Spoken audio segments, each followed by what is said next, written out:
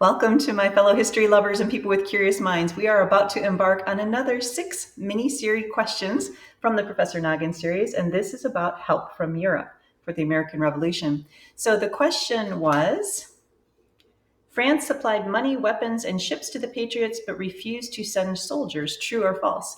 And the answer to that is most definitely false. So they actually sent 12,000 soldiers and 22,000 sailors. So one of the things I thought was interesting for those of you who are reading along with me, and you can join in anytime, I'm just finishing 4, David McCullough's John Adams book, is that Adams talks about how wildly popular the American cause is to the French people, to the extent it's almost like there's pressure on France to go ahead and support us.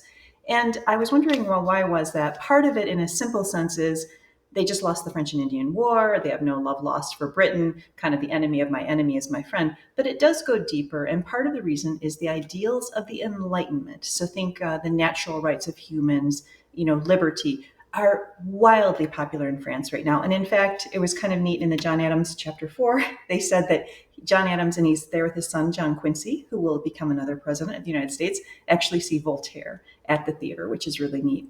So that's part of the reason that they end up supporting us. And their help is critical, especially at Yorktown. So looking into Yorktown, I learned this fascinating character I also wasn't familiar with.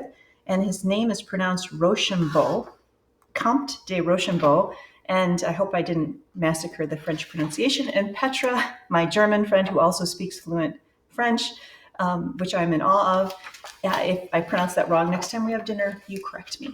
Anyway, this is Rochambeau, and he's here with Washington. So this story of these two working together is itself amazing. This is from a book called Liberty by Thomas Fleming, and I see the jacket got there, so let me just turn that a little bit so you can see the whole thing right here. So Rochambeau actually is going to come from Rhode Island, and he is going to come on a 600-mile march down to help Washington on a highly secret march.